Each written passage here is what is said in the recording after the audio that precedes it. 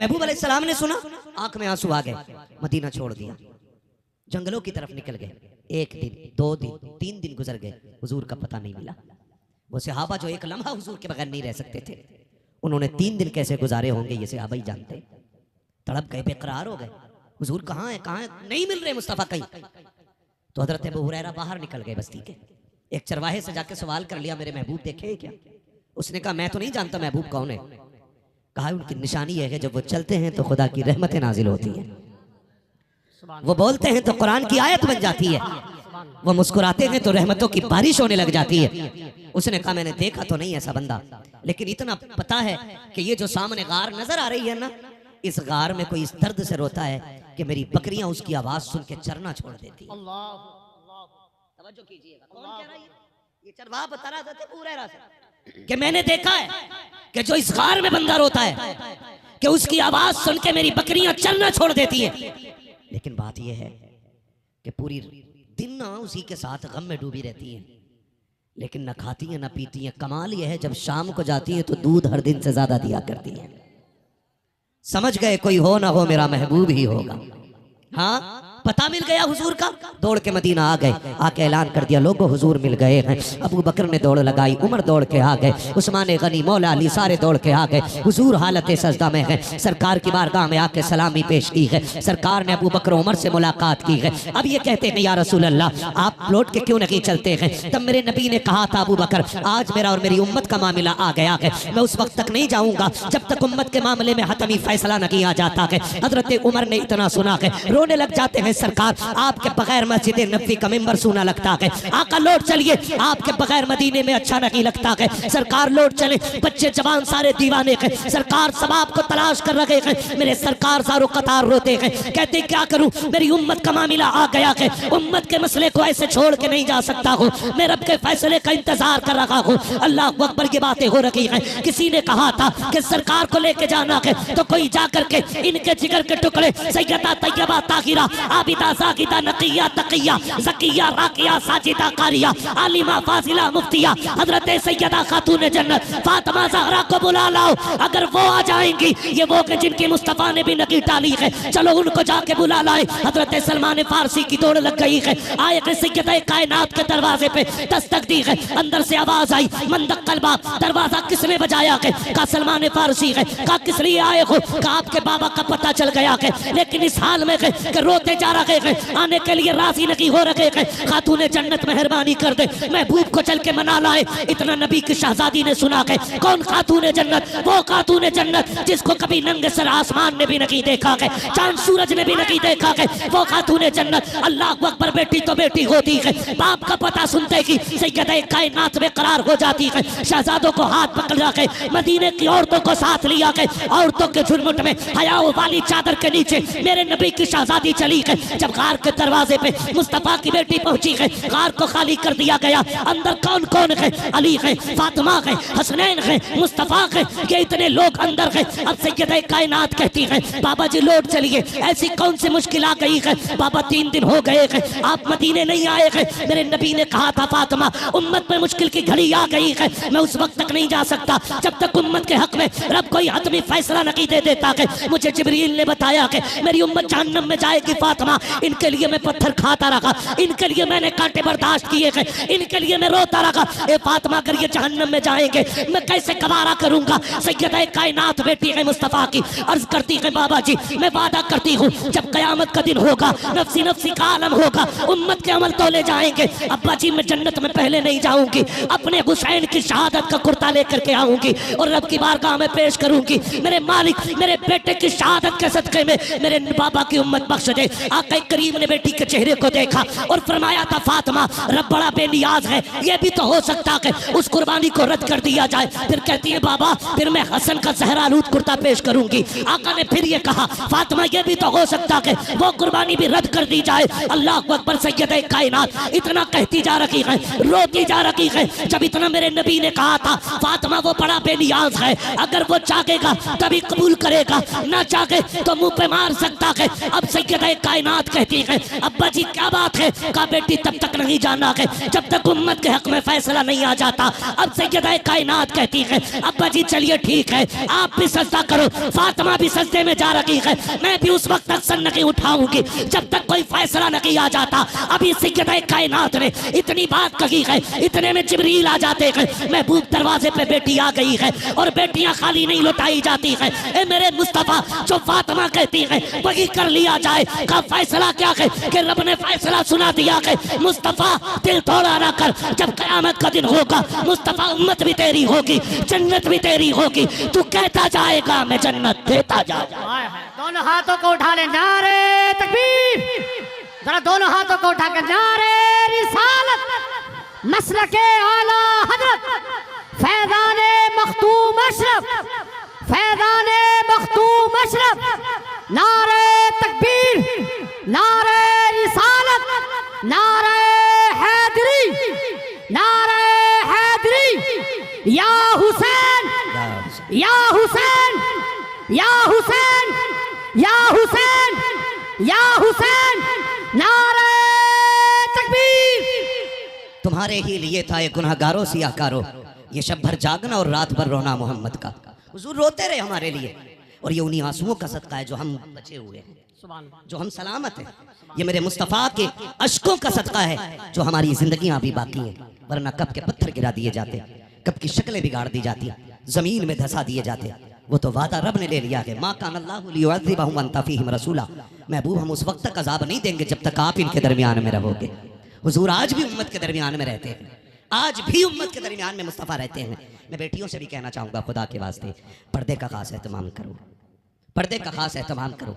अगर बेनमाजी और औरत एक वक्त का खाना खिला देना बना के तो इंसान के सीने से एक दिन के लिए ईमान का नूर घट जाता है, बरकतें उड़ जाती हैं, नूर घट जाता है। अगर एक वक्त का खाना बेनमाजी औरत बना दे, वो औरत जिसे दुनिया तमाशा देखती हो रील के जरिए, जिसका तमाशा दुनिया मोबाइल पे देखती हो, बता जिस घर में वो कदम रखेगी उस घर में लानतें नहीं आएंगी तो क्या होगा। अब अपने रब को राजी करें, रब बड़ा करीम है। वो कहता या अय्युहल इंसान मा गर्रक बिरब्बिकल करीम। खुदा की कसम ये दर्द, ये प्यार, ये लहजा तो बाप का भी नहीं होता है। इतनी मोहब्बत है तो बाप के लहजे में भी नहीं होती जितनी खुदा पाक के लहजे में नजर आती है। या अय्युहल इंसान मा गर्रक बिरब्बिकल करीम, मेरे बंदे तू जा किधर रहा है, किस चीज ने तुझे अंधा कर दिया है, आ मेरी चौखट पे आ जा, मैंने तेरे लिए दरवाजे खोल रखे। तूने 20 साल गुनाहों में गुजार दिए, मुझे राजी ना कर सका, ना आया, 40 हो गई अब आ जा। तू 40 में भी नहीं गया, फिर वो कहता 50 हो गई, अब तो आ जा। 50 में भी नहीं गया, वो 60 में कहता चल अब आ जा। मैं तुझसे पूरी जिंदगी की नाफरमानी के बदले में पूरी जिंदगी भर तौबा में नाक नहीं रगड़वाऊंगा।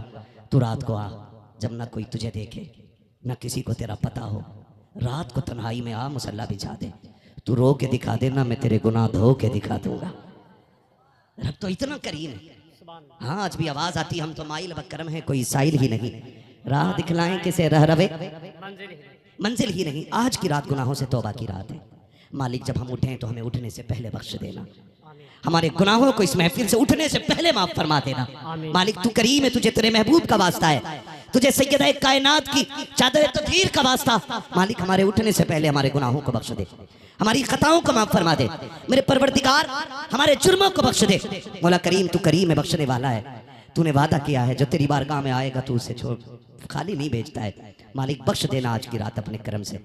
तू जानता है किसकी जिंदगी आइंदा शब बारात तक रहेगी या ना रहेगी। मालिक हम तो नहीं जानते, हम तो ये समझते हमारी आखिरी रात है, शायद अब हमें जिंदगी में शब बारात में असर ना हो, आज मिल गई है। मालिक अपने करम से बख्श दे, अपने रहम से बख्श दे। मालिक तू करीम है, तुझे तेरे महबूब का वास्ता है। मांगो उठ के अल्लाह से दुआएं मांगना, जरूरी नहीं है पूरी रात नफल के सजदे अदा करो तब जाके दुआएं कबूल हो। वो तो इतना करीम है, इतना करीम और इतनी गैरत वाला रब है कि तू आंसुओं से आंखें तर करके दिखा दे, सिर्फ तर करके दिखा दे आंसू आंखों को। खुदा की कसम वो तुझे बख्श के दिखा देगा, लेकिन एहसास होना चाहिए, एहसास होना चाहिए। हम आज की रात ऐसे भी वो लोग हैं कुछ कि जो आज की रात भी नहीं बख्शे जाते। मैंने 2 लोगों का जिक्र किया, वालिदैन के नाफरमान नौजवान बैठे हुए। मैं कहूँगा खुदा के वास्ते अगर माँ बाप नाराज है ना, मत जाना किसी मज़ार पे, मत जाना किसी बड़ी बारगाह में। अगर खुदा तौफीक देना तो पहले माँ बाप के कदमों में जाके बैठ जाना, पहले बाप के कदमों में जाके बैठ जाना, पहले उन्हें राजी कर लेना उन्हें, और उनकी जबान से अगर 2 जुमले तेरे लिए निकल गए ना तो तेरी पूरी रात की इबादत पे भारी पड़ जाएंगे।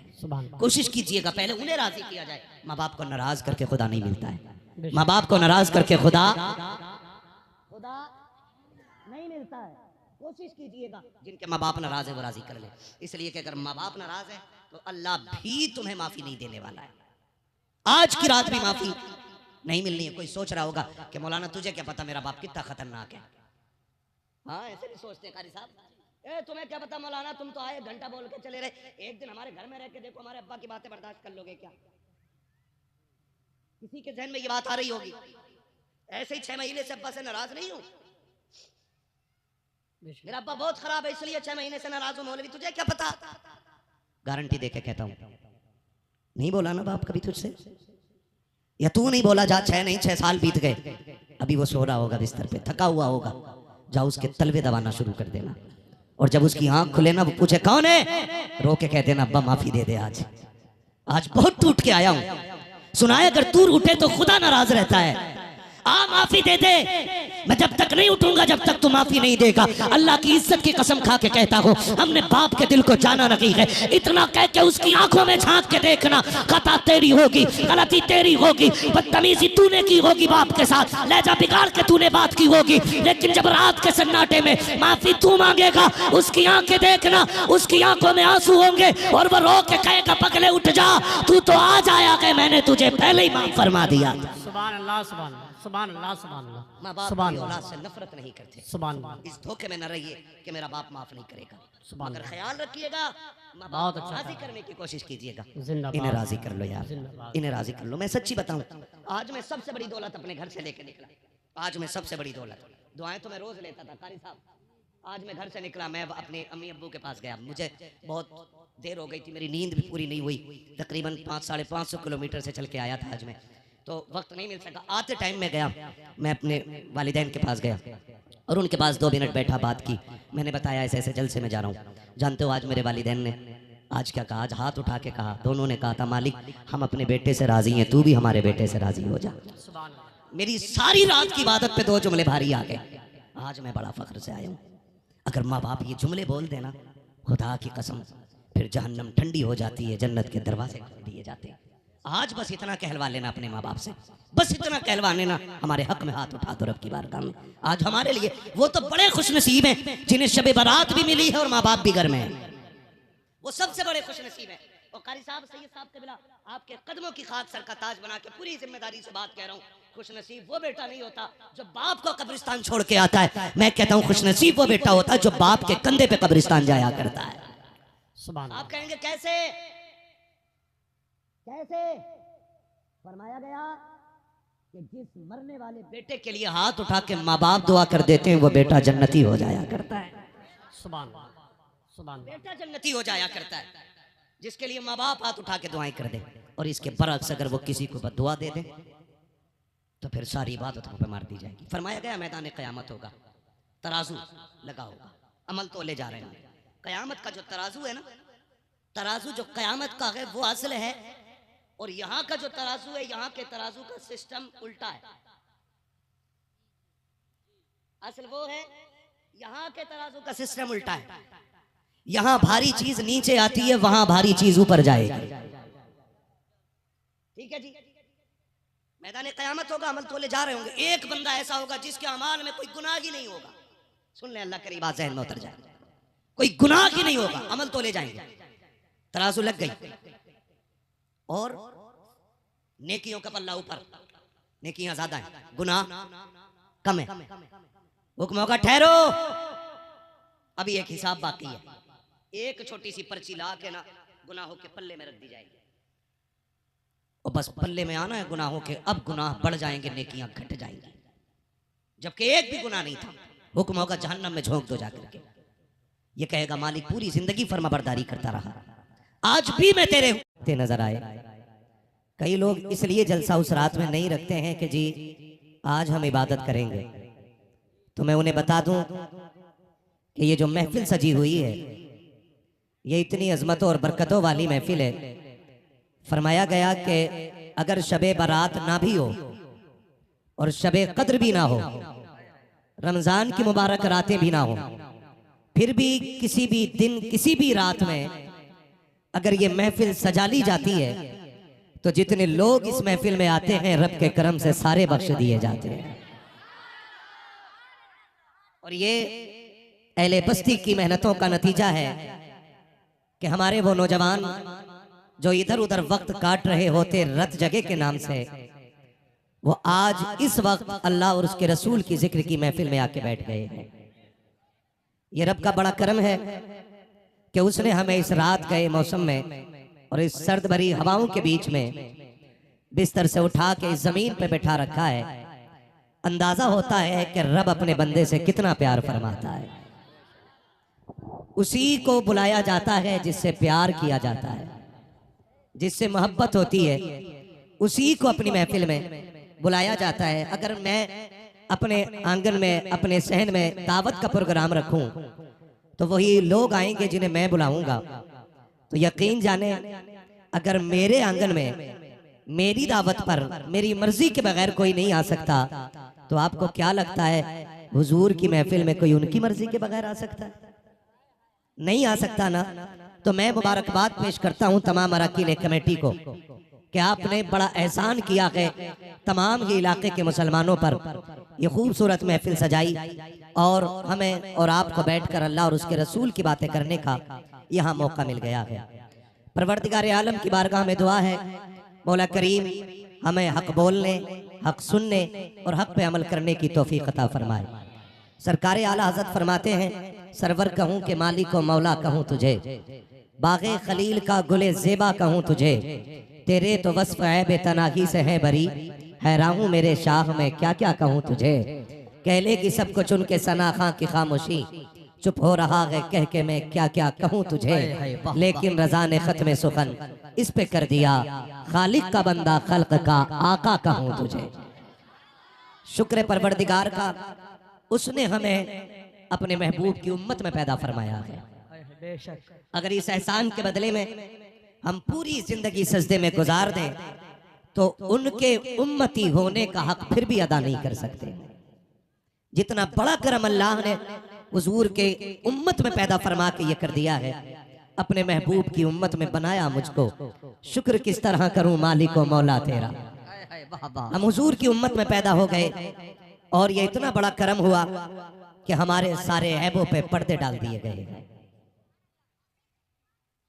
बहुत गौर से मेरी बात सुनिएगा। आज हर शख्स ये चाहता है कि मेरी शख्सियत कबूल की जाए। हर शख्स का ये नारा है कि मैं सबसे बेहतर हूं, मुझसे अफजल कोई नहीं, मैं सच बोलता हूं, मैं झूठ से दूर हूं और बाकी मुझे सारी दुनिया मैली नजर आती है। हकीकत यह है कि हुजूर के करम ने पर्दे डाल रखे हैं। बेशक अगर वो पर्दे उठ जाएं तो मैं हूं या आप हो किसी को मुंह दिखाने के काबिल नहीं है, किसी को मुंह दिखाने के काबिल नहीं है। आज अगर हमारी शक्लें सलामत है तो हुजूर के सदक़े में सलामत है। अगर हमारे चेहरे नहीं बिगड़े हैं तो ये हुजूर के कदमों की बरकत है। वरना पहली उम्मतों का अगर जायजा लिया जाए, अगर पहली उम्मत का कोई बंदा गुनाह करता था तो उसके दरवाजे पे उसकी खता लिख दी जाती थी। अगर कोई जुर्म करता था तो उसके दरवाजे पे उसका जुर्म लिख दिया जाता था। अगर वो गुनाह करके सुबह को उठता था उसके माथे पे लिखा होता था कि ये रब का नाफरमान है। करम है मदीने वाले का, हम एक नहीं 1000 नाफरमानियां करते हैं लेकिन फिर भी न दरवाजे पे नाम लिखा जाता है, न चेहरों पे नाम लिखा जा रहा है, न जुर्मों से पर्दे हटाए जा रहे हैं। मेरे इमाम ने कहा था मेरे अमाल का बदला तो जहन्नम ही था, मेरे अमाल का बदला तो जहन्नम ही था, मैं तो जाता मुझे सरकार ने जाने न दिया। मेरे दोस्तों, नौजवानों, अजीज बच्चों, जिंदगी बड़ी मुख्तसर है। आज हम जिंदा हैं, ये रब का करम है। अल्लाह कादिर मुतलक है, अगर वो चाहे तो वो माँ के शिकम